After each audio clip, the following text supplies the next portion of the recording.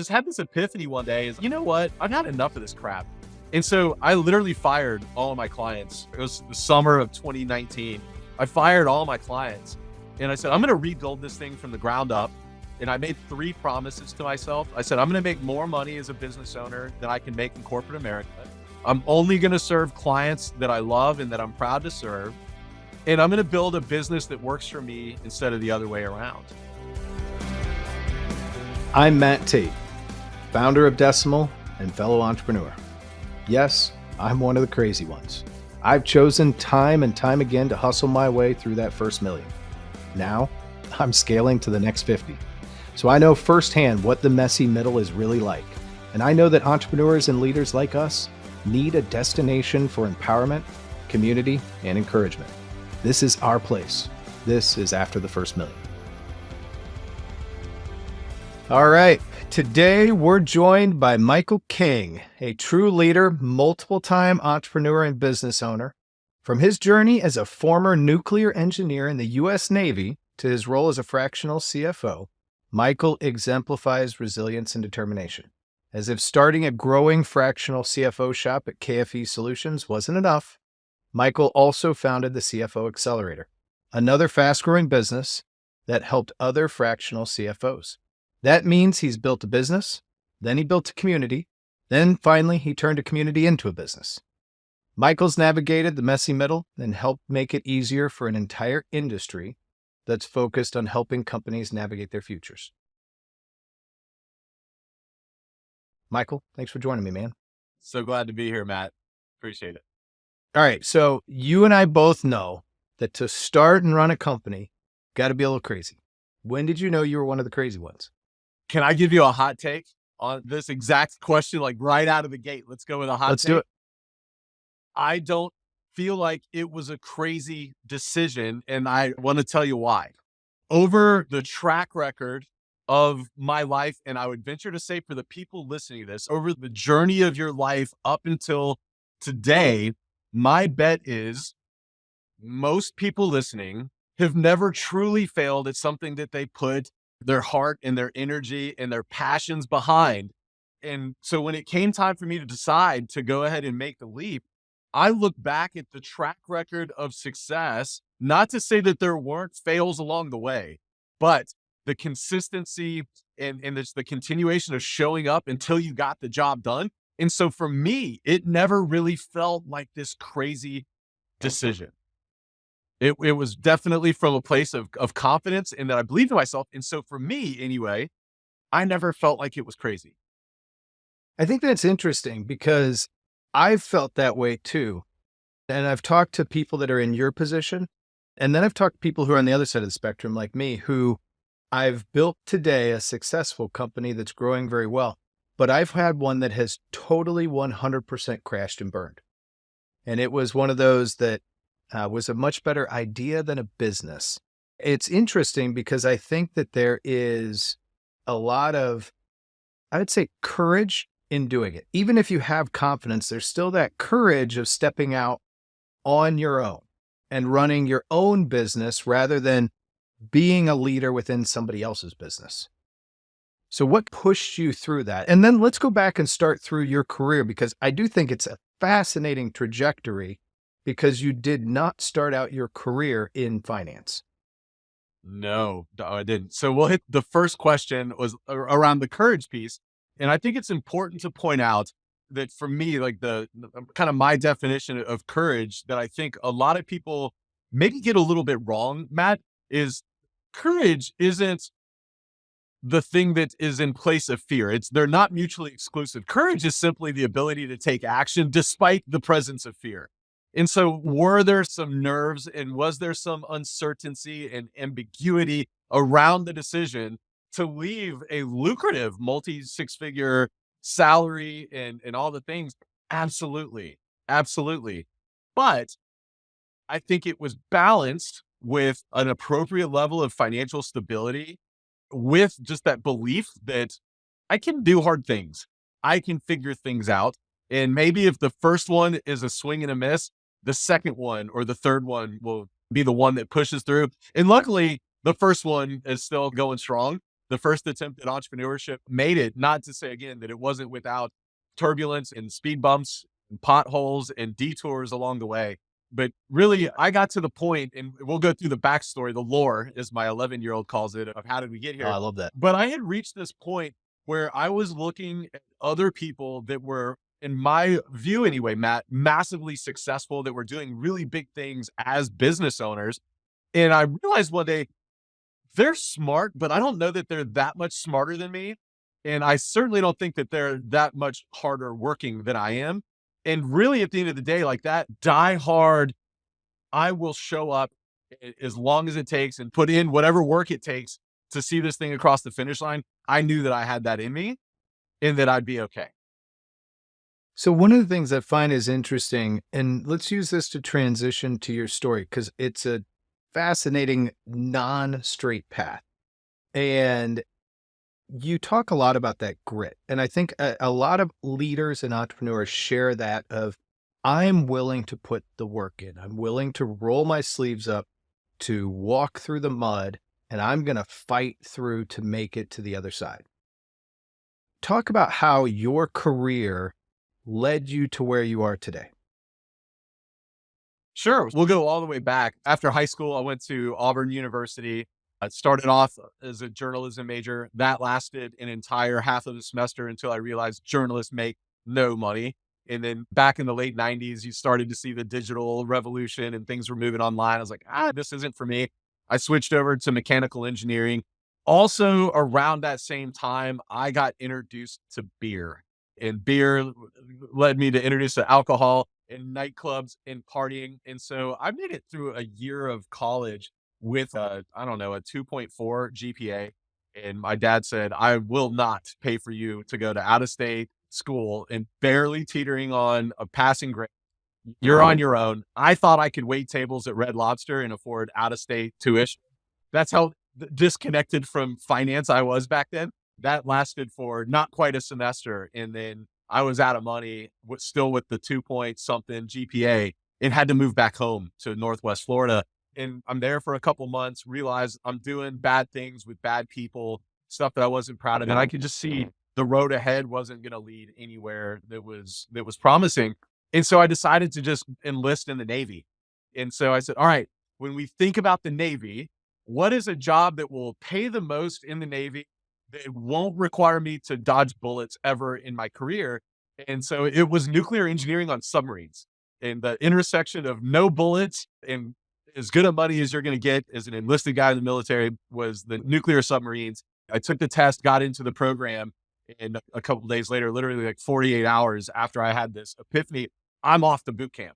Went through boot camp and then through the Navy's nuclear power program. Went to a couple of submarines over the next 11 years. And during that time, I said, gosh, I really need to finish my degree while I'm here. Like that was one of the things I wanted to make sure I did. And so I got a nuclear engineering degree while I was on active duty.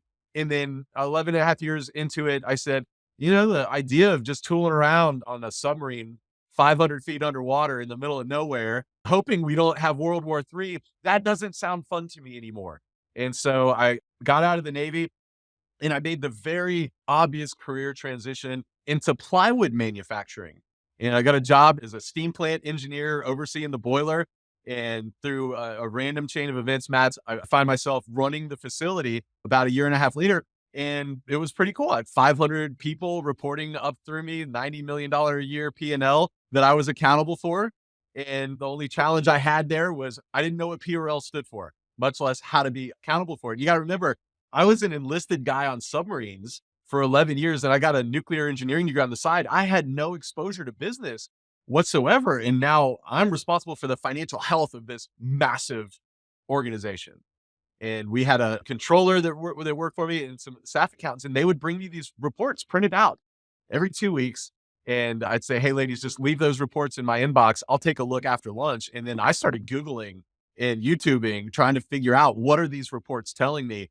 And as you might imagine, you're not going to Google your way to a multiple high 8-figure company to figure out how to run it financially. And so one day I went to the controller's office and I said, and just picture, this is a lady she looked a lot like my mom, older lady with white hair and sweet Southern kind of demeanor. And I said, What am I looking at here? And she says, bless your little heart, sweetie. Sit down. Let me try to explain these things to you. And I sat down and she starts going through these reports. And again, I've got a nuclear engineering degree. I'm not a dummy, but my head is spinning as she's using accounting terms to explain financing terms and internal rate of return and all these other things. And I'm like, I don't know what you're saying. So finally I said, listen, what I need help understanding is how do I take the information in these reports and use them to make better decisions in the business tomorrow? And she paused again and she said, sweetie, that's your job, not mine. And I was like, okay. But she wasn't wrong. That was part of my job description. So I realized I was hitting way outside of my weight class. And so I decided to go to get an MBA and learn all the things about business, get all the answers. It's the answers to all my problems. And I will never forget my first day in graduate level accounting. There's a PhD in accounting at the front of the room. I'm ready to learn all the things about accounting. And he starts writing up on the board. And it was basically the same thing Miss Denise had done, the controller at the company. And what I've learned over the years, Matt, is a lot of people in the finance and accounting world, they're a lot like nuclear engineers or software developers, really good at communicating with one another, but they struggle to communicate with the business owners, the people, the translation piece. They can say, let's take this into actionable insights. And when you think about the fact that 50% of small businesses in the US fail within the first 5 years, 80% fail within the first 10 years. And when you peel the onion back, you pull the string, you find that they're not failing because of a bad product or because they're delivering a bad service. Most of them are failing because of bad financial decisions, particularly around cash.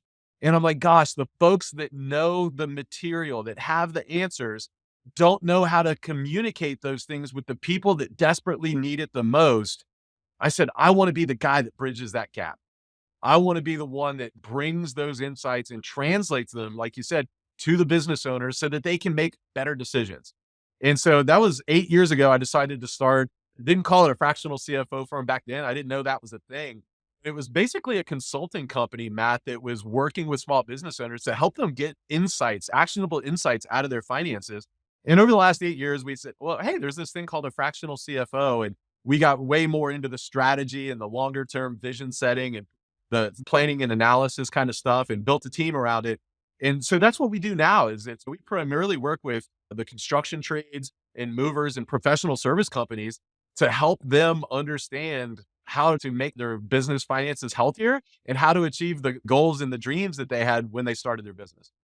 I want to unpack a lot here, but I actually want to start with a public service announcement. For those people listening that haven't spent time down south, when a very nice Southern lady says, bless your heart, it's a virtual pat on the head. It's not necessarily the world's nicest thing. It took me 4 years in North Carolina and then having an employee from South Georgia to teach me that. But I think it's interesting.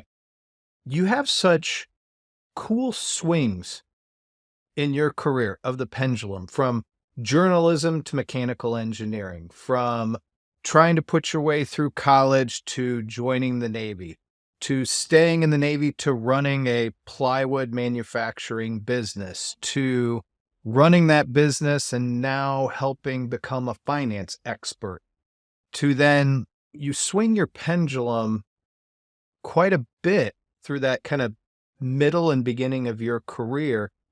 Do you feel like a lot of that has given you the ability to be that type of translator, to be able to speak the multiple lingos and languages of business in a way that makes sense to other people? I'm not inherently a very smart guy. I'm just not. I'm not a guy that just sees something and gets it, Matt. I have to break down things in my head to the simplest, most fundamental building blocks possible. I've got to figure out for myself like some metaphors and stories to relate concepts to so that I can then apply them. And so that to me has been the big unlock. And for a lot of years, I felt like a massive imposter in the nuclear program and then in business because I'm like, guys, I'm not really that smart. Like I just was able to find ways to break this stuff down and make it click. And I felt dumb, like less than because these other people would just see it and get it and move on. And I'm like, wait, how do I dumb this thing down? And what I realized is like, that's not dumbing things down. That's just how human beings learn things. And when I realized that I wasn't less than for thinking that way, but then I was like, wow, this is actually a gift because I can articulate that to other people. And so it became like, well, how can I use that gift of breaking things down and then articulating that to other people and apply it so that they can be better?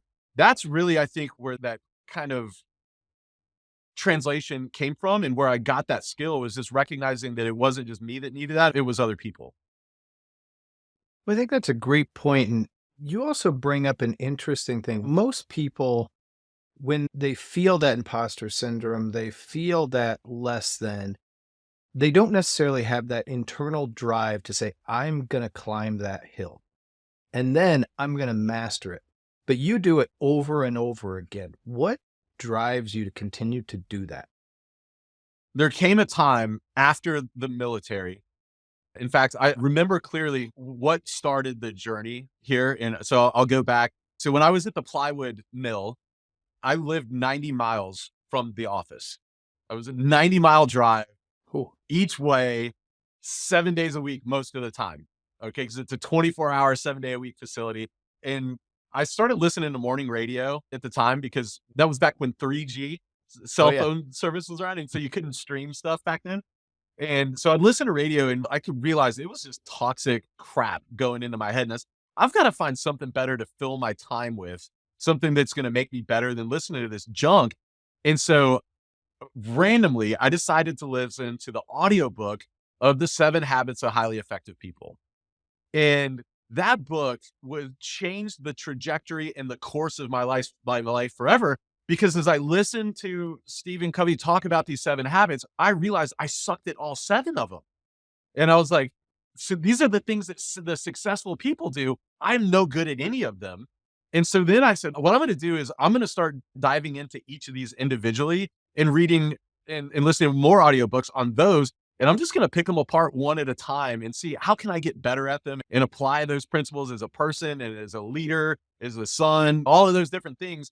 And that really got me started on the journey to just self-improvement and development professionally and personally. And I realized my definition of success as an example is how many people can I make better for having known me? And so as the challenges came up subsequent to leaving the Navy, it really started to become less about me and what I was wanting to do and more about I have been called to serve other people. And so I'm a person of faith and I believe that God has put me on this earth to do something. And so it's less about me and can I push through? And it's no, this is your job. Your job is to master these skills and get better and go on this pursuit of mastery so that you can serve more people at a deeper level and create more impact in the world. And so it's not about me anymore. And that's why I keep pushing and doing these things. It's because I truly believe I'm here to make other people better. And so it's not a decision, it's a calling. The more people like you, the more successful CEOs and leaders I run into, the more there seems to be a relentless curiosity and desire for self improvement. It's a trending habit that I notice with people. And I'm wondering, as you've hired, as you've surrounded yourself with really good people, do you find that's also a characteristic in successful people that work on your teams or that you spend time around? If I was to take and package what you said about the hunger for growth, the hunger for learning and self improvement, that's what I call a growth mindset. This belief that where I am today, I'm not capped or limited in any way, shape, or form, whether it's in terms of skills or knowledge or capabilities or income or anything else. I believe that there is a way and a path, given the right tools, skill set, and mentors and time, I can do anything except grow hair because that day has passed. My hair is gone forever. For those of you listening on the podcast, I'm bald, but I believe that I can grow. And so we call it growth mindset. And so that's one of our core values. And that's something that we hire around, we interview for. That is something that we manage performance around. That's something that we talk about all the time. It's so important to me and to the DNA of my team that we are around folks that have that growth mindset. And it's not even just team, it's vendors and it's clients. It's who we allow to speak to us. Because I think that if you surround yourself with people that have the growth mindset, it helps propel you. But if, flip side of the coin, if you have people around you that don't believe in that have more of that scarcity mindset or limiting beliefs, that will also impact your trajectory in your future as well. So we are pretty relentless and obsessive about wanting to be around other people that have that mindset. I think that's awesome. And you said it much like a lot of things better than I do. I like that growth mindset mentality. One thing that I think is really cool that you've talked about is your relentless journey to be of service. And ultimately, that led you to start KFE Solutions and to take something that you had struggled with, a problem that you had in translating all of this financial information. It's the boring stuff about a business if you don't truly understand it. And to use that and to translate that and help small business owners to grow better, to be better, to hopefully succeed. What year did that start? KFE Solutions. 2016, Okay. March of 16. Yeah. So about 8 years ago, you started this business and you started it with the idea of, I'm going to grow KFE Solutions. Talk about the beginning of that journey. Was it just you? It was just me. In fact, there was never like the entrepreneurial moment when I started it that it's going to become a thing and it's going to do this and this. Really, what it was born of is I moved from Dallas to Colorado Springs. I was working remotely for another company and I didn't know anyone in Colorado Springs. It's not a big city anyway. It's a smaller, mid-size city at best. And I said, I've got to do something other than just sit in the house. I've got to go out and meet people, develop relationships. And so I started going to business networking events just as a way to start getting involved in the community and meeting people. And as I would go to these networking events, I'd start hearing stories about struggles people were having. And when the financial stuff came up, I was like, I'd tap them on the shoulders like, hey, you didn't ask for help, but if you'd like to meet at Starbucks or something, I'd be love to talk through some of those challenges and just see if I could offer some type of assistance. And sure, and so we would do that. And so we'd meet and then we'd meet some more and then some more people. And so I started doing this a lot. And then after a while, my now ex-wife was like, look, if you're going to keep doing this, you need to start charging for it because you're spending a lot of time doing it. And I was like, first, no one's going to pay for this. And then, so I said, hey, I can help you with this for like $50. And they said, yes. And then it was like 100 and then it was $50 an hour. Then after a while, I was like, well, I should probably put an LLC in place just in case I make a recommendation to someone and they decide to sue me for it later. And so that was really what the business was born of, was just, I'm just doing this thing for fun and I want a CYA just to make sure nothing comes back to bite me. And after doing that for a while, I was like, well, maybe there's something to this. They kept coming back for more. And then they were willing to pay, and then they were willing to pay more. And I said, maybe there's something to this. And so it was just me back then. And so I said, gosh, I'm going to tap the Colorado Springs market pretty quick because it's a small town and it's not a huge business environment. It's very much government contractors and healthcare, which I don't know anything about those. And so I got on Upwork and started learning how to use Upwork in 2016 and 2017. And that was really where I started getting my first clients. And then I went full time April 1st, 2018. That was my last day of having a job. I had realized the business owner was doing some shady stuff and I had had enough of it. That's when the day the side hustle went from side hustle to full time is I was like, I'm going to make this thing work. So nothing sexy. There was nothing sexy about it. It was just helping people and then decided to turn it into a thing. I think there's something really cool there, though. And I've seen it a lot, particularly in service businesses, which is a side hustle can oftentimes turn into a really good, long-standing company because you learn how to build that as a company a little bit too. You and I are in a very similar business. It's how we've gotten introduced. We have a passion for helping businesses and entrepreneurs do what I joke is the boring stuff. And oftentimes as a CEO, I laugh with other CEOs that the three worst things about running any company are HR, IT, and accounting. And if you're big enough, legal is a close fourth. But we're both in the mindset of we're going to help people use accounting or finance, in your case, as a strategic improving point, as a strategic resource Talk about how that's gone in terms of you're in a business that's helping people do something they sort of don't love to do, definitely don't really understand. How has that kind of evolved over the 6, 8 years that you've been doing it? The biggest evolution through the process was the realization, Matt, that in the fractional CFO space, what business owners want when they first hire us, let's pause there. What do they typically want? I mean, it's the forecasts and the projections and the strategic goals and those kinds of things. But what I've learned is that's the real differentiator between an okay fractional CFO and the best in the world is that you've got to move pretty quickly beyond the reports. What the business owners really need is that C-suite peer not only understands the finance piece, but they also understand leadership. They understand decision making. They understand strategy. They understand accountability. They really need to have that peer that can walk beside them in their journey and provide that level, that executive presence. I call it executive level leadership, accountability, and decision making. That's what they really need. And that's what will keep a fractional CFO on that leadership team after just a year, because after a while, you're getting the forecast and the cash flows and the things dialed in. They've got their 1 year, 3 year, 10-year plan. You got the roadmap. It becomes a lot of maintenance. But the big evolution and aha moment for us was when we realized business owners need someone to tell them when they're screwing up. They need somebody that they can count on to not be the yes man.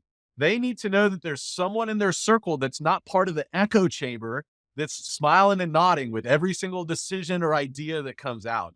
That to me was like the big unlock that when we realized that's where the trajectory of the firm really took off was, hey, we need to step up and actually, because I think in the fractional world, we forget that on the just past that word fractional is the letter C. This is a C-suite position here. And just because we're fractional, we've still got to step up and show up like a C-suite business partner.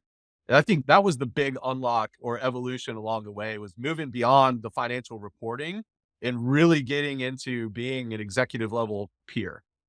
When you run a company, it's hard to find people that you can trust and truly be open with. Do you find that when you run into a really good client, that you end up being a confidant for more than just the finances?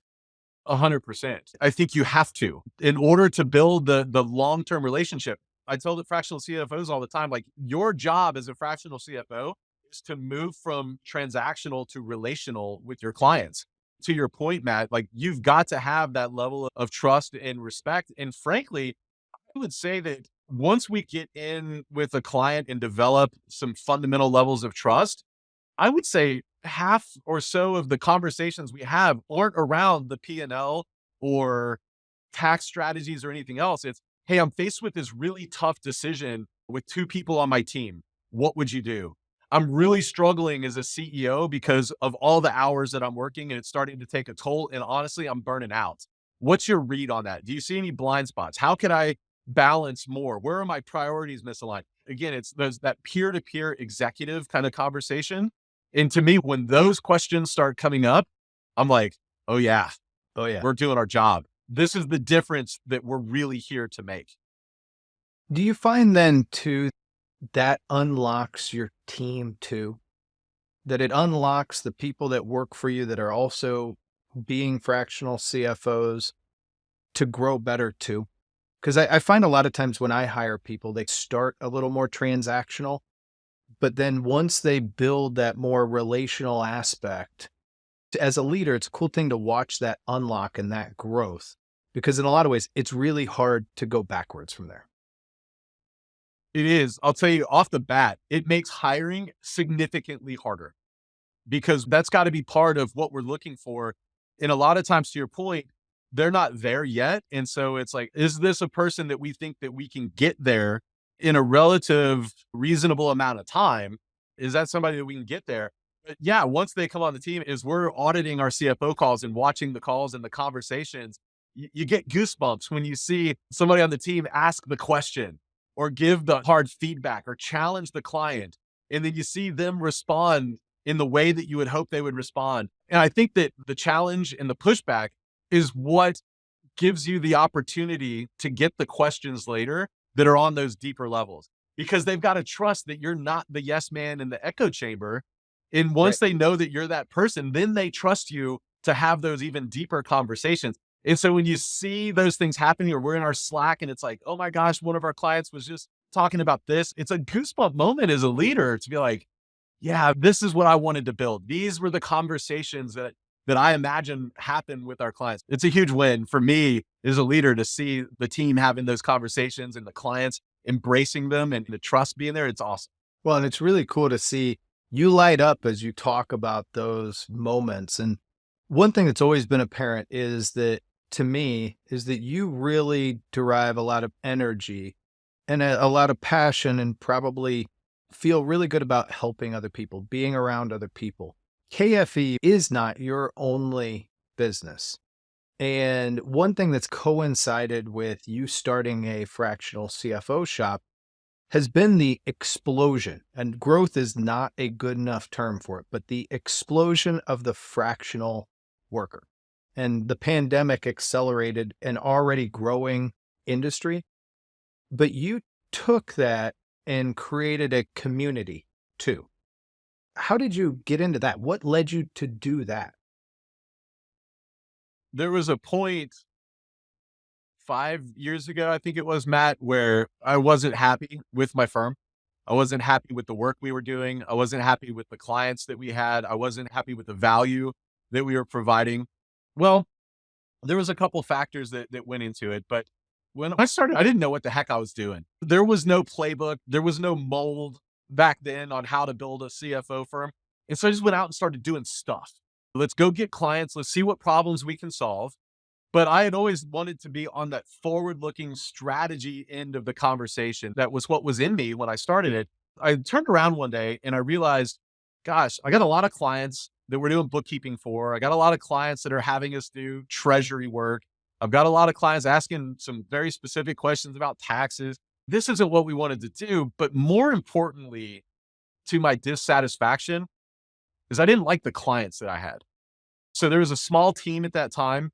And I realized one day when I had just started dating Misty, who's my wife now, she was asking about a new client that we had. And I realized I was reluctant to tell her who the client was because I wasn't proud of the work that they did.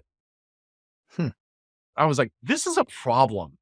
And when I looked holistically at our client base, I'm like, who would I love to let the world know that we're serving on this list?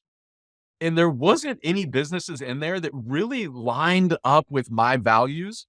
And I had just chased money. I needed revenue. Who's willing to give us money? You? All right, we got a fractional CFO for you. You? Come on over. We'll help you out. I wasn't very proud of the way they were serving, the impact that they were making. Most of them were very much just profit driven. I'm here to make a buck.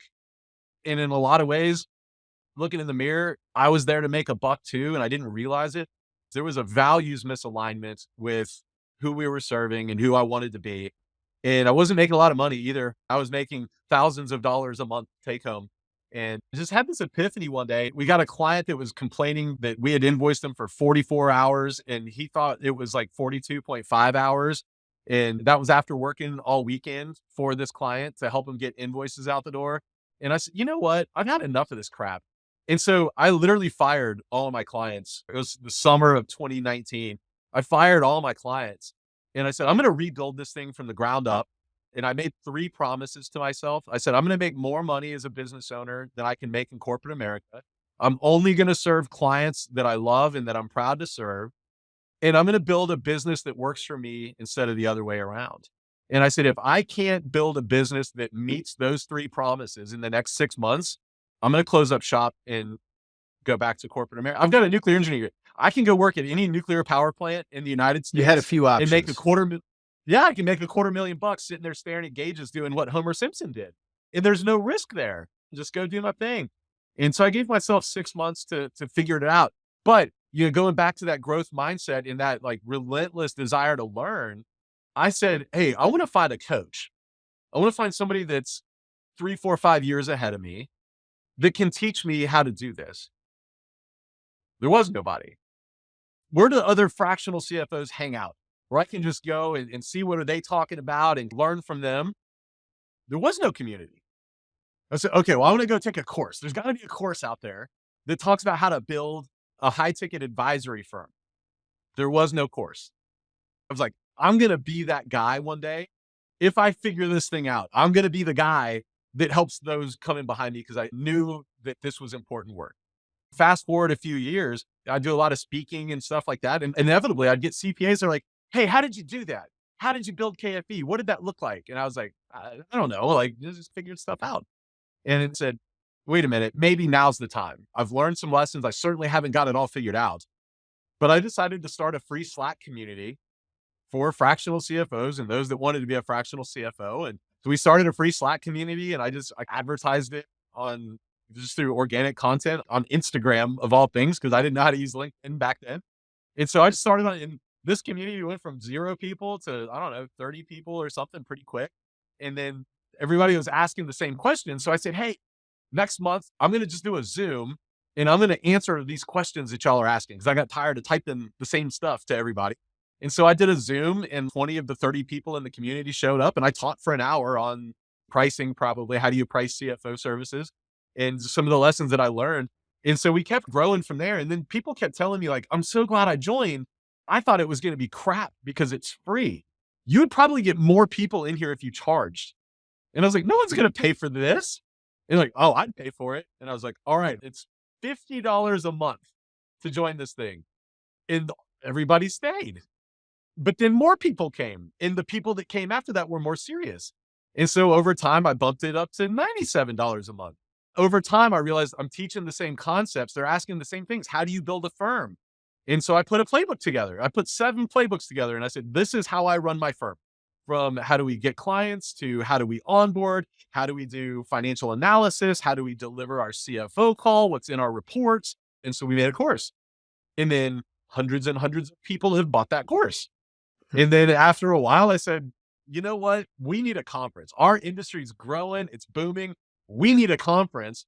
And so I told Gretchen, who's now the COO of the company, she was my EA at the time. I said, Gretchen, go figure out how to do a conference. I don't know where we would hold it, but let's figure this thing out. And so last year we decided to, or actually 2 Septembers ago, we decided to hold the first conference ever. And last year the conference happened and we're getting ready to have our second one. So the journey was really just this awareness that there's these folks out there that want to do something for themselves. They want to have this impact for themselves as fractional CFOs. And I just realized, I'm like, gosh, if I'm really impact driven, I really want to serve the small business community. Doing that by myself is great. But if I could get a megaphone in my hand and teach others how to do it, now I'm exponentially growing the impact that I'm having, making other people better for knowing me. People that will never even know my name will benefit from the mistakes that I've made and the lessons that I've learned and the things that I've figured out. And so we've just been building this company and it feels like forever, Matt, but it's only 2.5 years old. And it's this awesome community of fractional CFOs that are just doing amazing work in small businesses. I think it's cool because you've gone from impacting people to impacting the impactors. And that exponential growth really feels like you are designing it to raise the water level for everybody. So I have a question for you. It's something that I've been interested in. I've been waiting to ask. You spend so much of your time at both of your businesses filling up the cups of others, filling up and helping business owners, filling up and helping fractional CFOs. How do you fill up your cup? Interestingly, those things fill my cup. Like that brings me joy and fulfillment. And when I wake up in the morning, I'm excited by it. But I also invest a considerable amount of time and money in my own personal development. I do a lot of volunteer work here in the community, the Dallas community. Just a couple nights ago, I'm on stage in South Dallas teaching small business owners in a very underserved side part of our community how to think about finances and accounting. That fills my cup. My family really fills my cup.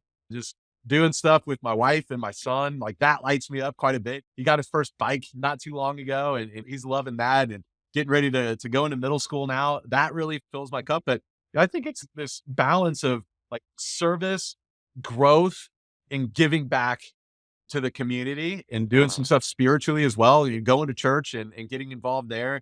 Those are the things that fill me up, man. Like those are the things that help me reset, recharge, and recalibrate, stay focused on what's important in life. One of the things that I tell people is becoming a dad, having kids has changed how I lead. I draw a lot of consistencies between what my children do and what my team members do, how I respond to that. You came to being a father later in life. How's that changed you? My wife and I decided to adopt. It's crazy and rewarding and awesome and challenging and scary and rewarding and exhilarating. It's a lot like being a business owner. It's all Yeah. of the things and it happens on a Monday before lunch. You feel all the feels both as a father and as a business owner. But my wife and I decided years ago because we're older. I'm 45. I'm not going to say how old she is, but we're Smart like man. getting up there and we got married later in life. And there was a day that when we were dating that we both had this recognition that we had both had in our hearts to adopt one day. And that was probably like the single moment that solidified and concreted our relationship more than anything else is we both realized that we had been called to adopt. We got married around COVID and we got through COVID and we spent a 2-year journey getting certified to adopt in the state of Texas and in the process of getting matched with a kid in the system. It was crazy. I don't know if I've ever told you this, Matt, but we actually had Jesse placed in our family on the second day of my conference, the first conference I've Oh, ever wow. given. It's the CFO Accelerator Live. I'm backstage getting ready to go give a keynote, and I'm literally watching on the Ring doorbell on my phone as the CPS workers are knocking on the door with this 10-year-old boy and my wife opening the door and this little boy's face lighting up. I will never forget that moment. And so I'm backstage and everybody like, it's time for the next keynote. And I'll have all these fluids and things happening because I'm crying from like just joy and like all these new feelings. And so they're like, it's time for the next keynote. I'm like, I can't, I've got to get cleaned up. I got to get myself together. But that kind of stuff fills my cup too. Is just, boy, I get to do that for this 10-year-old boy. He's 11 now. Talk about filling my cup up, man. That gets me pretty excited. That's such a cool story. It's also a great example of how life is messy. We can draw plans, but boy, it never works out exactly the way we draw it up. But we look back and a lot of times it's better or it's what you needed. It's one of those things where I think in life, the destination never changes, but the path will change every day. But just know, what are you trying to do? And why is that important to you? And then just be open to the fact that the path is a squiggly line and sometimes there's setbacks. So you go back 3 or 4 steps just to go forward one and know who you are and what's important to you and keep your eye on that and know that that's where you're headed and you'll get there one day. I think you hit on a really good point, which is know who you are. Be okay with who you are in that journey, and it makes the journey better. Real quick that I talked Yeah. about earlier, the day that I fired my clients, this is probably the single most important lesson I've learned in business. And what you said really hits on that. When I fired my clients, one of the things I recognized, Matt, I did like a 3-day whiteboarding session on the heels of that. And one of the questions that I asked myself is, how did I end up with a bunch of clients that I didn't like? And what I realized at first is that there was a values misalignment between who I am and who I wanted to be in the clients. But this is where the real aha moment hit that I just felt like such a dummy is I said, okay, there's a values misalignment. What are my values? And I didn't have an answer. Not to say that I was a person that was void of values, Yeah. but I never took the time to sit down and ask myself, what are they? Like literally write them down and list them out. And so I spent time just writing down, like, what are my values? What are the things that are important to me? And I realized, how in the world am I going to attract people that have similar values? I don't even know what they are. And so I sat down and wrote them out. And like I said, but there was a little bit of a team at the time. And so we're talking about those things and looking for alignment across all of us. And I would say, like, getting clarity on what's important to me and who I want to be and who I want to be around has done more for building my businesses now and the success that we've had than anything else, more than any marketing or branding or sales frameworks or what are our service scopes of work, more than any of those things combined was getting clear on my values. And so I would just encourage anybody that's listening, if you're somebody that's like, hey, values alignment is important to me from my team, our clients, what we're trying to do, and you haven't done the exercise, done the work of writing them out on paper, I would encourage you just block some time off on your calendar over the next couple of weeks and sit down and write them out and talk to others around you that you trust and say, hey, I feel like this is one of my values. Do you see me living that? Do you see Right. that as truly being something that my team or I truly like live? Get some feedback around that and just spend that time to get clear on what your values are. When you are clear on your values, it really does impact the kind of clients that you attract. More importantly, it impacts the clients that you repel. It impacts the type of people that apply to work with you. It impacts the way you lead and the way that you show up. And boy, I can't oversell this enough. It's so important. I think there are really two separate sets of values that you have to think about, you have to be authentic about, and you have to document. That is your personal set of values and then your company's. There should be a Venn diagram of alignment there, particularly if you're a leader.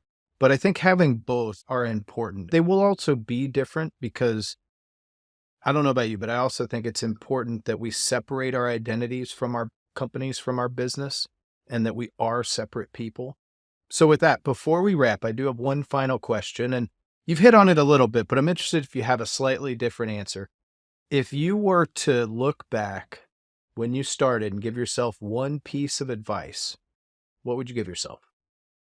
I'm going to break the rules. I'm going to give you a couple because there's a couple that are just on my heart that I want to share. Number one is give yourself grace on the journey. You're going to make mistakes. You don't know everything. You're never going to know everything. That's why you got to have a team around you. You'll never, ever be able to do all of it yourself. If you want to really have impact at scale, you've got to have a team. And so give yourself that grace and don't be reluctant to build a team around you. And the other bit of advice that I would give myself, it took me a little too long to learn this. Consistency will beat just about anything else. There have been a lot of people that have come and gone just in the 8 years that I've been in the game. And I'm certainly not the smartest. I'm arguably not the best looking. I'm not the best speaker. I'm definitely not the best fractional CFO, but we're consistent. Mm-hmm. Keep showing up. We keep at it. Even in the face of COVID and making mistakes and losing clients and getting too many clients too fast and team coming too early or team quitting, whatever it is, keep showing up. And you can do a lot if you're consistent. That's what I tell myself. Grace, team, consistent. I ask for one. I get more than one. I've never met an entrepreneur who didn't love breaking at least one or two rules. With that, we will close out this episode. Thanks so much for listening. After the First Million is presented by Decimal. To listen to more episodes and find tips to help make running a business easier, visit decimal.com/AFM. Want to join the conversation? Reach out to me on LinkedIn and let's explore the messy middle.